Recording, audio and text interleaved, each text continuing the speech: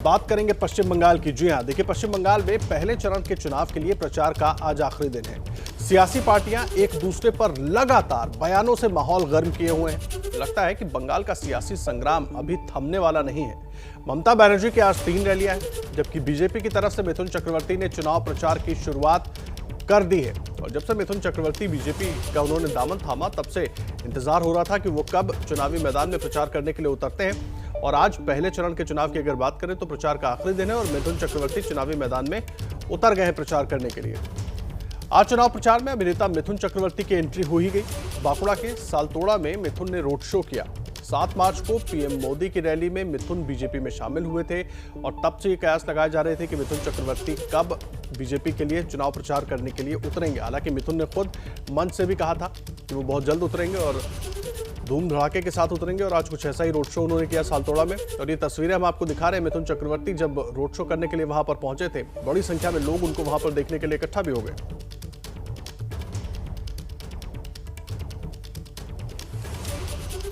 पश्चिम बंगाल में चुनाव की तारीख करीब आते ही विरोधियों पर हमले की कोशिश में भाषा की मर्यादा भी टूटती जा रही है। उत्तर प्रदेश गुंडाদের সাজিয়ে পাঠিয়ে দিচ্ছে এখানে কপালে তিলক কেটে একটা গেরুয়া ড্রেস পরে পানবাহার চিবোতে চিবোতে আমাদের বাংলার সংস্কৃতিকে ধ্বংস করে দিচ্ছে। वार पलटवार के खेल में भाषा की गिरती मर्यादा दिखी बांकुरा में, जहां ममता बनर्जी ने यूपी के सीएम योगी आदित्यनाथ को बाहर से बुलाया गया गुंडा करार दे दिया। वैसे चुनावी मैदान में लिहाज के पैमाने तोड़ने में बीजेपी भी पीछे नहीं है। बंगाल बीजेपी के अध्यक्ष दिलीप घोष का ये बयान सुनिए। प्लास्टर काटा হয়ে গেল, প্রেম ব্যান্ডেজ বাঁধা হয়ে গেছে আর পা তুলে তুলে সবাইকে দেখাচ্ছেন। শাড়ি পরে আছেন, একটা পা ঢাকা একটা খোলা, এরকম শাড়ি পরতে দেখিনি। যদি পাটা বার করে রাখবেন, শাড়ি কেন বারমুড়া পরতে পারেন, তাহলে পরিষ্কার দেখা যায়। पुरुलिया की रैली में ममता पर निशाना साधने की होड़ में दिलीप घोष महिला के सम्मान को ताक पर रख बैठे, तो टीएमसी ने इस बयान को महिलाओं के सम्मान से जोड़ने में देर नहीं लगाई। दिलीप घोष को छोड़कर किसी और से इस तरह की बातों की उम्मीद नहीं की जा सकती। एक महिला मुख्यमंत्री के बारे में इस तरह के शब्दों से पता चलता है कि बीजेपी महिलाओं का सम्मान नहीं करती है। 2 मई को बंगाल की माताएं बहनें सम्मान का जवाब जरूर देंगी। बंगाल में 8 चरण में चुनाव होने हैं। आज पहले चरण के लिए प्रचार का आखिरी दिन है। प्रचार के दौरान जिस तरीके से भाषा की मर्यादा टूट रही है, उससे आने वाले दिनों में और तीखी बयानबाजी होने की आशंका जताई जा रही है।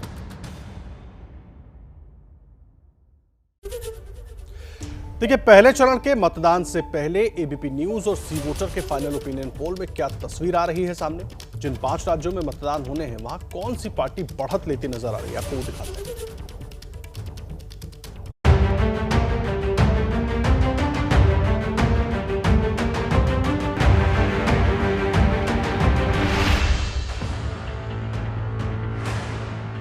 लगभग 1 महीने पहले जिन 5 राज्यों में चुनावी रणभेरी बजी थी, अब वो अपने पहले पड़ाव पर पहुंच चुकी है।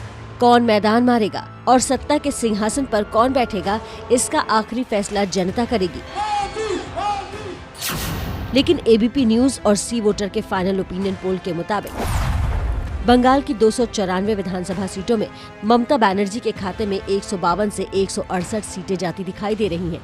बीजेपी को 104 से 120 सीटें मिलने का अनुमान है, जबकि कांग्रेस और लेफ्ट के गठबंधन को 18 से 26 सीटें मिल सकती हैं। ओपिनियन पोल में सरकार भले ही दीदी बना रही है, लेकिन जनता का भरोसा बीजेपी के साथ भी कम नहीं है।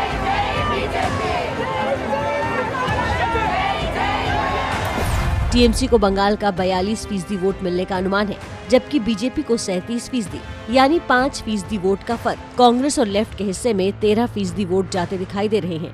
8% वोट अन्य के खाते में जा सकता है। बंगाल में बीजेपी भले ही नंबर 2 है, लेकिन असम का असली किंग बीजेपी बनती दिख रही है। एबीपी न्यूज के लिए किए सी वोटर के सर्वे के मुताबिक असम की 126 विधानसभा सीटों में बीजेपी गठबंधन को 65 से 73 सीटें मिलती हुई दिखाई दे रही हैं। कांग्रेस गठबंधन को 52 से 60 सीटें मिलने का अनुमान है, जबकि अन्य के खाते में 4 सीटें जाती दिखाई दे रही हैं। इस बार दक्षिण का सियासी दंगल भी कम दिलचस्प नहीं है। फाइनल ओपिनियन पोल में 234 विधानसभा सीटों वाले तमिलनाडु में यूपीए गठबंधन को जीत मिलती हुई दिखाई दे रही है।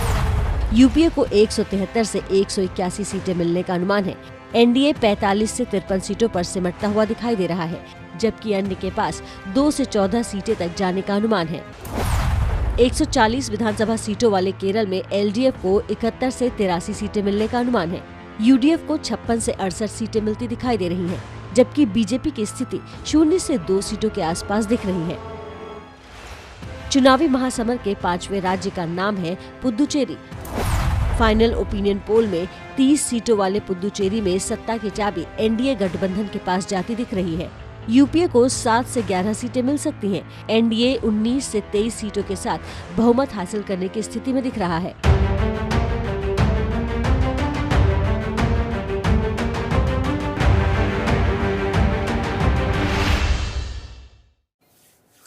और हमारे सहयोगी कुंतल चक्रवर्ती इस वक्त कोलकाता से जुड़ गए हैं। देखिए, आखिरी चरण के चुनाव प्रचार का आज आखिरी दिन है और इसके पहले लगातार जो सियासी सरगर्मी है ना, बहुत बढ़ी हुई है। कुंतल, किस तरीके से देख रहे हैं वो जो बयानबाजियों की गर्मी है, वो जो एक दूसरे पर आरोप प्रत्यारोप की गर्मी है, और क्योंकि आज आखिरी चरण, पहले चरण के लिए जो चुनाव प्रचार का आखिरी दिन है, तो ऐसे में क्या देख रहे हैं आप बंगाल में, क्या हालात है इस वक्त? देखिए, फिलहाल तो मैं बांकुरा की तरफ जा रहा हूं, जहां गौतम गंभीर कुछ ही देर बाद दोपहर 1 बजे से रोड शो करने वाले हैं। यहाँ टेम्परेचर जो है लगभग 40 के आसपास है, और जो बड़े नेता भी हैं वो दिन में अगर 4 रैली रोड शो करते हैं तो संतुलन ठीक ठाक रखना भी आसान नहीं है, क्योंकि चुनाव सामने है और इतना ज़्यादा मेहनत सबको करना पड़ रहा है। यहाँ एक डिस्ट्रिक्ट से दूसरे डिस्ट्रिक्ट, वहाँ से तीसरे डिस्ट्रिक्ट जाना पड़ रहा है। रोड शो रैली, इतने गर्मी में संतुलन ठीक ठाक रखना भी आसान नहीं है, और कई बार ऐसा हो रहा है कि भाषा की मर्यादा इस वजह से खो रही है। लेकिन बाद में वही नेता को लग रहा है शायद उन्होंने सही नहीं बोला। हालांकि आज 4 बजे बांकुरा, पुरुलिया और कुछ इलाकों में जहां पहले चरण के चुनाव होना है, वह 4 बजे आखिरी समय है चुनावी प्रचार के, और सुबह 6-7 बजे से लगातार जो उम्मीदवार हैं वो चुनावी प्रचार कर रहे हैं, और आज के दिन हर एक मोमेंट को यूटिलाइज करते हुए दिख रहे हैं। और कल भी मैंने देखा लगभग रात को 9 बजे तक चुनावी प्रचार किया बांकुरा में जो उम्मीदवार है बीजेपी के या फिर टीएमसी के। तो बहुत ही कांटे का मुकाबला होने वाला है पहले चरण के चुनाव में, जहां चुनाव होने हैं 30 सीटों पर। आदर्श, ठीक कह रहे हैं आप, मुकाबला तो कांटे का नजर आ रहा है। आप रहे ज्ञानेंद्र तिवारी हमारे सहयोगी पूर्वी मिदनापुर से इस वक्त जुड़ गए। ज्ञानेंद्र, लगातार आप बने हुए हैं वहां पर, हर जगह पर जा रहे हैं, स्थितियों को देख रहे हैं। मेरा बड़ा सवाल यह है कि एक तो ताज़ा हालात क्या है, जिस तरह से कुंतल भी बता रहे हैं कि मौसम तो खुद 40 डिग्री पर चल रहा है, लेकिन उसके अलावा बयानों से और गर्मी बढ़ जा रही है एक, और दूसरा अब तो पर्सनल अटैक होने लगा है कि यूपी से गुंडा आता है, साड़ी कैसे पहनती है, मतलब क्या हो रहा है इस चुनाव में? इस चुनाव में वो सब कुछ हो रहा है जो आप उम्मीद नहीं कर सकते या जो नहीं होना था। इसलिए ये पूछना, गर्मी के बारे में कुंतल जी ने जिक्र किया, तो मैं बता दूं कि मेरे माथे में भी पसीना है। मैं ये कह रहा हूं कि आज जो है ममता बनर्जी 4 रैली कर रही हैं पश्चिमी मिदनीपुर के इलाके, उस दो सीटों में जहां पर चुनाव होना है। नरेंद्र मोदी, कल प्रधानमंत्री नरेंद्र मोदी जिस तरह से वो आकर उन्होंने कांथी में बोला है कि नंदीग्राम का अपमान किया है दीदी ने, और ये भी कहा उन्होंने कि बार बार दीदी इसलिए कहना पड़ता है क्योंकि दीदी सुनती नहीं है। तो निश्चित तौर पर पश्चिम बंगाल का चुनाव जो है वो चढ़ चुका है, और राजनीतिक पारा भी चढ़ चुका है, और हर सियासी दल के नेता जो भी हैं वो बयान ही नहीं दे रहे हैं, केवल बयान ऐसा दे रहे हैं जिसका असर हो, जिसका काउंटर हो, और यही चाहते हैं लोग। तुष्टीकरण की राजनीति का जिक्र कई बार पीएम मोदी अपने मन से कर चुके हैं, और ममता बनर्जी हर बार ये कह रही हैं कि यूपी से आप इन्हें लाते हैं, इनके बुलाते। तो भाषा की मर्यादा तो भूल जाइए। फिलहाल हर कोई इस जुगत में लगा हुआ है कि हमारा असर वोटरों तक कैसे हो और कैसे हम अपने पक्ष में पूरा माहौल बना सकें। माहौल बनाने का ही खेल है आदर्श, और उसी माहौल बनाने में हर सियासी दल का राजनेता लगा हुआ है। जी ठीक कह रहे हैं आप, कोशिश यही है कि बस माहौल हमारा बना रहे किसी तरह, और ज्यादा से ज्यादा वोटर हमारे तरफ आए। बहुत धन्यवाद आपका ज्ञानेंद्र और कुंतल, आप दोनों का बहुत बहुत शुक्रिया। न पाबंदी हो न कोई हद हो तो बस खुद बनाई सरहद हो। ये मुहिम है परतों में छिपे हर सच की तलाश की, सियासत पर रखी पैनी नजर और आंख की, खबरों की दुनिया में एक जिम्मेदार आवाज की, जुर्म और जुल्म के खिलाफ हर बेबस के लिए इंसाफ की।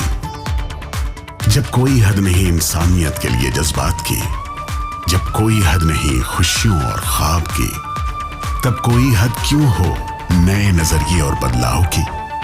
तोड़ के हदों के ताले नए सपनों को पाले, बांधे सबको एक धागे। आप को रखे आगे।